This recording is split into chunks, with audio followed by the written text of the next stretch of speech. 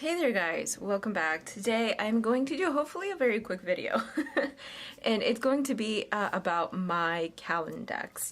I have not finished setting up my bullet journal entirely. There's still a couple things that I need to do, and what we're gonna do here is this is my Leuchtturm 1917, the anniversary edition, so it's in silver. This is my Calendex so far. I used all these pens to distinguish the different things, like pretty sure that this was birthdays, pretty sure that this was holidays, this is anniversaries, and this is retrogrades. So I'm gonna go ahead and mark all that here. Super quick note on how a Calendex works. It's super easy. Like I've mentioned, I had no clue that this was going to be a very useful spread to me. You can say that I have 3 jobs. We'll say that. But in those jobs, I don't exactly have a ton of appointments. So I thought that this was not going to be useful for me. I don't have kids, so, you know, I don't need to schedule any kind of like appointments for kids. I do have my dogs, so mainly probably it's like vet appointments.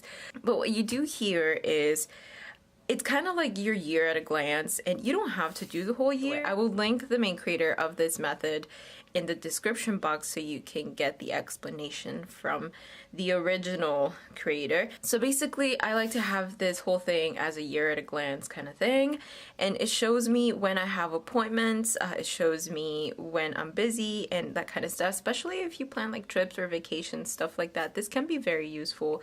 I know some people color coded for different members of their family, like maybe their husbands or their wives. Again, if you have kids, you can do the kids. You can mark those days off. What I do is if I have an appointment, for example, the World Cup starts June 14th, then I have an appointment on the 6th and another appointment on the, I was gonna say 42nd. Yeah, right. On the 17th, and this appointment is on the 12th. It's just on page 6 because that's how a Calendex works. So that means that I am gonna go to page 42 to see what is going on the 17th of February. And I already know what that is, which is my dog's 2-week checkup appointment. So I know that that's going on there. On the 6th, I have a dentist appointment. I just happen to know that. But I already know that I should probably not try to do anything else that day, or maybe like later in the day I can.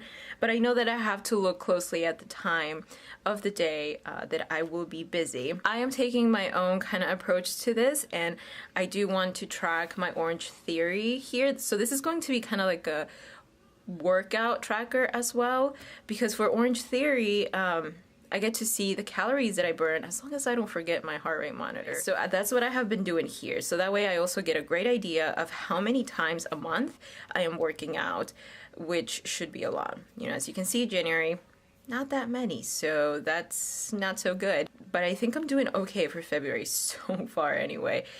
And yeah, so that's what I'm gonna do. If we look, and I have this little clip right here that I mark my current month for my future log. So what I do here, and if you didn't see my setup video, your future log is not normally, you know, like this where you have like a month per page. You can kind of do it really however you want. I think the original advice is to do like 3 months per page. But that ended up being not enough space for me because I like to take general notes on these as well. So for example, you see all of these are birthdays, so I'm gonna go ahead and mark them here. I'm gonna do the same thing with the holidays, and I'm gonna do the same thing with the anniversaries.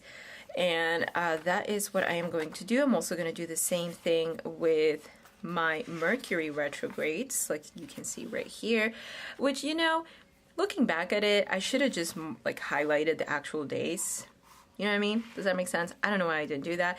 An update, if you saw my setup, you know that I made a mistake here. Just covering it up with the washi tape. It's whatever. So I'm going to be using this Le Pen in what I like to call some kind of teal color. Then I'm also going to use these 2 Staedtler Tri Plus fine liners that I do not have the colors, like the actual names, but this is kind of like a super light pink, and this is, I don't know, is it like a taupe? I don't know, we'll call it something like that. And then this, the Zebra Mildliner, which, by the way, update guys, guess what I finally did? I finally gave in and I bought all Zebra Mildliners. I did it. I gave in. This cost me like 33 bucks on Amazon, and if you are interested, I will link it down below. I haven't taken them out of their packaging because I really want to figure out the colors, and I don't know, somehow mark them. I don't know. They're just chilling here in my drawer, but I have used some of them and I love them. But like I said, if you like them, I will link them down below in that little cool Amazon store collection thing that I have going on. And yeah, let's get to it.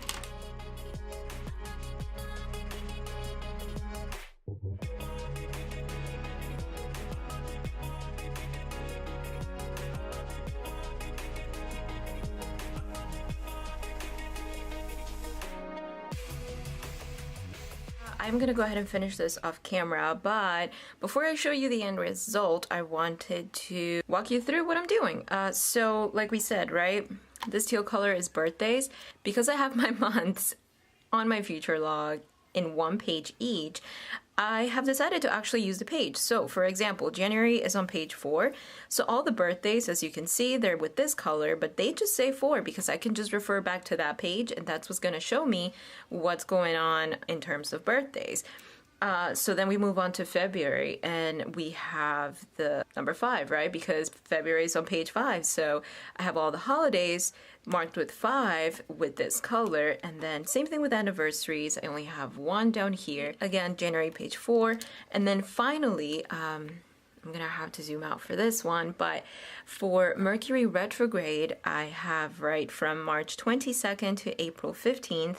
So I marked it with the zebra Mildliner, which is the lightest gray that they have. It's the lightest one that I had at the time. I probably would have used a different color, but actually I don't mind this one. It's marked here. This is the only one that instead of being, you know, an empty box like this, I decided to color it in because I don't know, I just like it better that way. And yeah, so that's it for that. What I might do, and I still don't know if I will do that, is color these in with these actual colors because I feel like that's just going to look more complete. I feel like right now it looks kind of empty. But yeah, I'll go ahead and finish this up and see what it looks like at the end, and then I'll show it to you guys. That took a while. My wrist hurts. But here it is. The final Calendex. I did decide to fill up the squares, and I used my EK Tools journaling pens that you know that I love in 0.25 and 0.35. I did try to use a white Jelly Roll pen. Is it Jelly Roll? I think it is. Yeah, a white Jelly Roll pen on the teal kind of color. And I mean, it doesn't look bad. It's just, I don't know. It doesn't stand out as much, and I guess it didn't look as uniform, and I just have a terrible experience with Jelly Roll pens. Not Jelly Roll, gel pens in general. I think it's the way that I write. I don't know if it's because I'm too heavy-handed. I don't know if it's the angle that I hold the pen in. I don't know, but it just, they never work for me. They skip, and then I have to go over it, and if you've written with a Jelly Roll pen, when you go over it, you kind of end up taking it away. I don't know. It's super weird, so I just kind of like, I was like, no, I won't do it. And then over here, I tried going over it and it wouldn't, so I'm gonna leave these two. But yeah, this is my finished Calendex with my Mercury retrogrades marked in. There are 3 this year, and then all the birthdays and all the holidays and all the anniversaries. Not that many anniversaries, but either way, I think it looks really, really cool. I thought about doing like a key or a legend right up here, but honestly, I know what each color is. In worst case scenario, I go to the actual monthly log and I see exactly what the color is. So that kind of is already a legend or a key on itself. But that's it. I am done with my Calendex. If you think that you won't use it because you don't have many appointments, you know, the way that I thought, you can always use it to do like a yearly tracker. Now you're gonna have to kind of commit to it, because if you're gonna do a yearly tracker and if you do end up doing a whole year on 2 pages, then as you can see, you can probably do about 1, 2, 3, 4 things to track. So if there's something that you want to track, yearly, and you think you don't have many appointments and stuff like that, maybe you can do the first row for your whatever habit or thing that you want to track. You can do the second row for birthdays, third row for holidays, you know, things like that. You can definitely adjust this to what works for you. Another great thing to mark here is just the way that I marked my Mercury retrogrades. You can also mark trips if you travel for work, maybe you go away for weekends, or maybe just plan your vacations ahead of time, then you can use it for that as well. You can color code it or you cannot. You can just leave it, you know, completely plain. My plan is to use black to mark any appointments like you saw these, because I always have black with me. It's my main color to write with, I guess you can say. But, you know, I wanted to make this more colorful because I did have my Calendex last year be super useful to me, and I wanted to make it a page that I wanted to look at, which, you know, hello, colors, that makes you want to look at it. Alright guys, really not that complicated. If you have any questions about this, or if you would like to see me kind of do the tracker / 4 things to track per month kind of thing, then I can definitely do that. I can show it to you. And yeah, I hope that this is useful to you. I hope that you give the Calendex a try. You do not have to do the entire year. I have seen some people do, you know, they'll do the Calendex here for 6 months, or even 3 months. If you do have a whole lot going on per month, then you can do 3 months, which gives you a lot of room per month. And then over here you can do more like a future log thing, like if you want to take longer notes on the things that you're writing. There are tons of things to do with this. You can approach this however you want to do, however makes you comfortable. That is the beauty of bullet journaling, that you can really just go all creative with your organization. But alright guys, thank you so much for watching. I hope this is useful. I hope it inspires you to use some of the ideas that I gave you or that I showed, and keep being productive and keep being super awesome. Thanks so much for watching. I'll see you guys on the next video. Bye guys!